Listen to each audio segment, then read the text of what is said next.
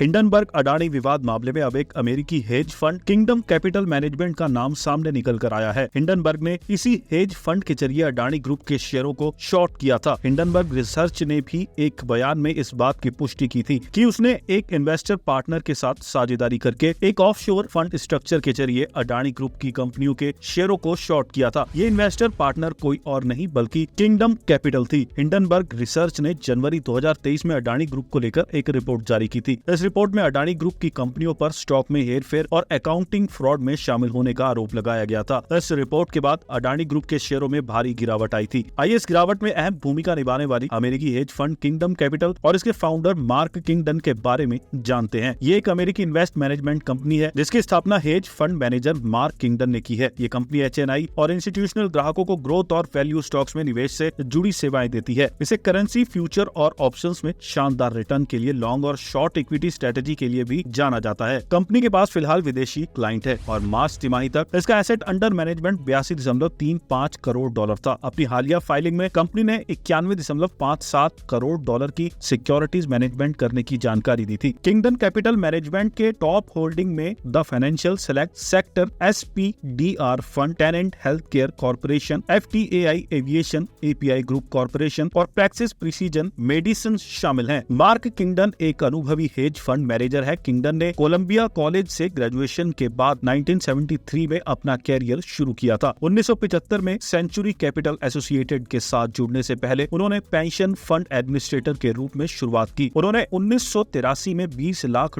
की शुरुआती पूंजी के साथ किंगडम कैपिटल मैनेजमेंट की शुरुआत की। 2007 तक फर्म बढ़ाकर $5.9 अरब की हेज फंड बन गई। इसे एक समय दुनिया के टॉप 100 हेज फंड के रूप में भी नामित किया गया था। इस फंड ने 1983 से 2000 तक सालाना 22.99% CAGR की दर से रिटर्न दिया था। सेबी के कारण बताओ नोटिस के मुताबिक किंगडन का हिंडनबर्ग के साथ प्रॉफिट शेयर करने का समझौता था। इस समझौते के तहत हिंडनबर्ग को उसकी रिसर्च के आधार पर होने वाली कमाई का 30% हिस्सा किंगडम से मिलता था। अडानी मामले में यह हिस्सा कम करके 25% कर दिया गया। नोटिस में कहा गया है कि किंगडम ने दिसंबर में ऑफशोर फंड स्ट्रक्चर बनाया और जनवरी में उसने अडानी एंटरप्राइजेस के शेयरों में शॉर्ट पोजीशन लेने के लिए 2 किस्तों में इस फंड में $43 मिलियन ट्रांसफर किए। हिंडनबर्ग रिसर्च ने अपने बयान में कहा कि उसने इन्वेस्टर पार्टनर के जरिए अडानी शेयरों को शॉर्ट करके $4.1 मिलियन की कमाई की हुई थी। ये इस मामले में प्रॉफिट शेयर करने का समझौता 25 से 75 के अनुपात में था। इसलिए किंगडम कैपिटल को अडानी के शेयरों को शॉर्ट करके हिंडनबर्ग से 3 गुना यानी करीब $12.3 मिलियन